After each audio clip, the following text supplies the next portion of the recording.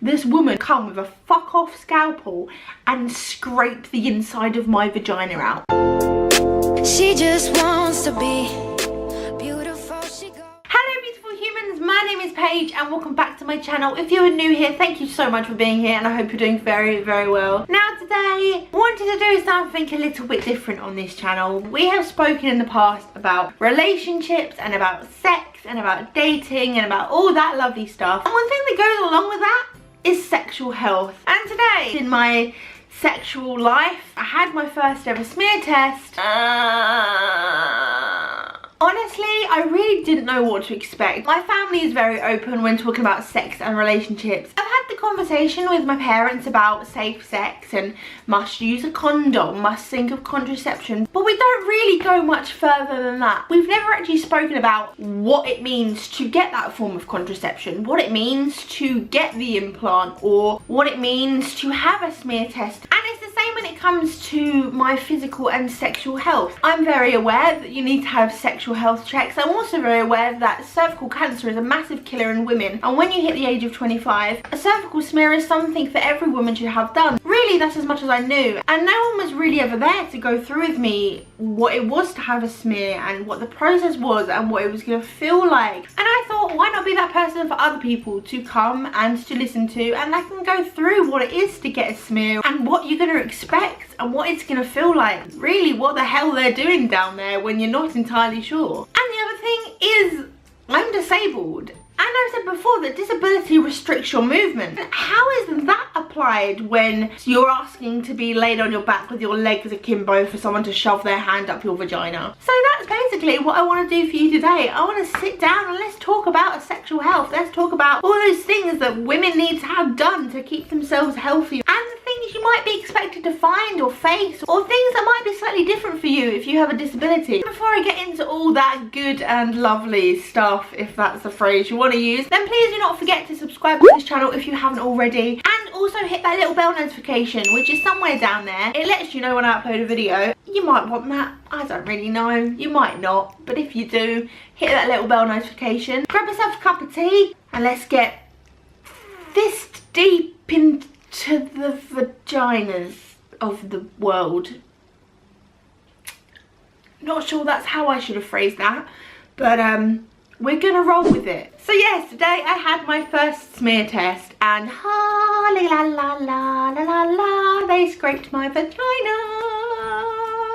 Yep, that's the joy of a smear test. If you don't know what it is, essentially a smear test is a procedure women have done from the age of 25, I believe, where a tissue swab is taken from your cervix in order to be tested to see if there are any abnormal cells which could indicate cervical cancer. It is super, super, super, super, super important to get your smear done. I have put it off for about a year, and do you know what? I don't know why I did put it off, because let me tell you now, when I mentioned the word smear to any woman, about 90% of those women went, fuck no, oh my god, they're gonna scrape your vagina and it's gonna feel like it fell out your asshole. Now that may be true for a lot of women, and every woman's different. Let's be honest, our vaginas are all different. The pain in which they can take and the girth in which they can take and the sensitivity which they are all differs. So I'm not telling you that it's going to be a walk in the park. Having anything stuck up there for a prolonged period of time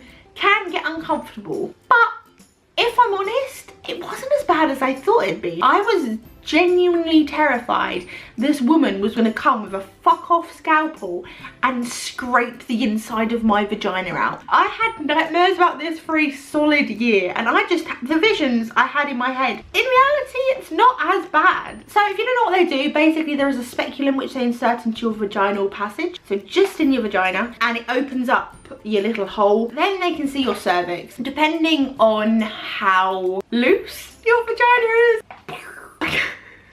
I don't know how else to put that. Depending on how big your vaginal hole is, ladies, is depending on the size of what speculum they'll use. So don't be under this assumption that they're just going to shove this massive thing up your hole that you can't deal with. They're not. They'll do the right size. And really, if you've had sex, if you've had intercourse, then it feels no different. It's just a thing in your thing, and it feels it feels like a penis. It feels like a penis, just not satisfying. Like, I'm not gonna lie, it just feels like something inside you. And then comes the scalpel. Now, yes, I know scalpel is a really scary word, but really, all it is it looked like a little toothbrush. So it's a little blue stick with a white frizzly bit on it. I'm gonna see if I can find a picture and put it up here. Had a frizzly bit, and all they do is they take a swab from inside you. So I know that sounds painful, and this is the bit where some women do find it incredibly painful. I was lucky in the fact that it just kind of felt like someone was rubbing.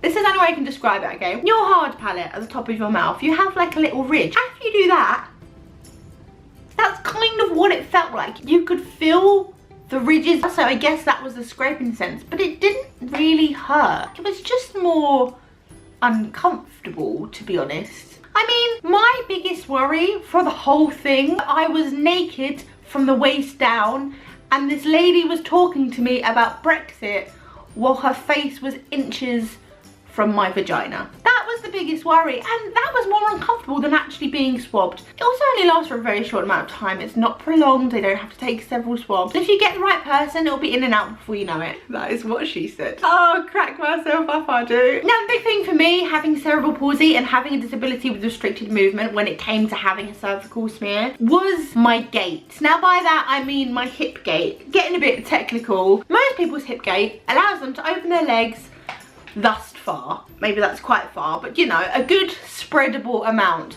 My gait's quite fixed because my hips didn't form properly, which means my legs spreading. There's not a lot of spreading going on. Now, you can imagine in a lot of situations that's not very helpful, but you find ways around that. So I was concerned that, okay, I may be able to find ways to spread my legs to do other things, and I'm very lucky my boyfriend's strong.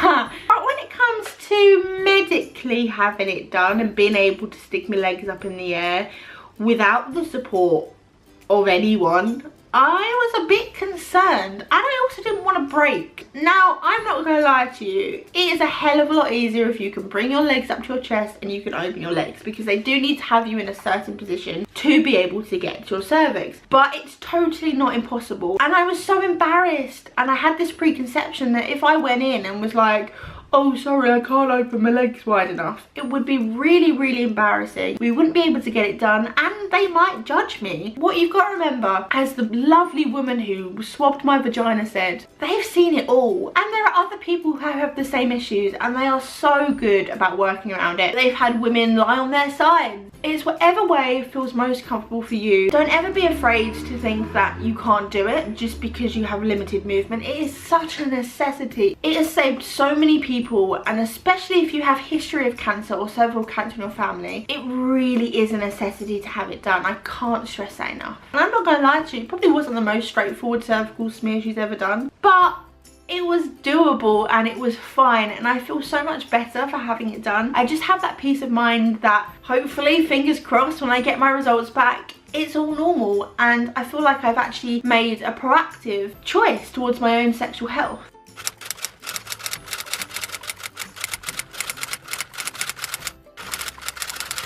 And I do think looking into types of options you have for your own sexual health and what works best around you and your disability is really, really important. And this is just what works for me, and I wanted to share that experience to let people know who might be my age or younger, facing the prospect of going through your smear for the first time, that it's okay. It's actually not too bad. And at the end of the day, your sexual health is so important that even if it is a little uncomfortable, even if it is a little embarrassing to have a woman fishing down your vagina, it's 5 minutes of discomfort, just for the peace of mind that you've done the right thing for you and your sexual health. So guys, that is the video. I know it's a bit different.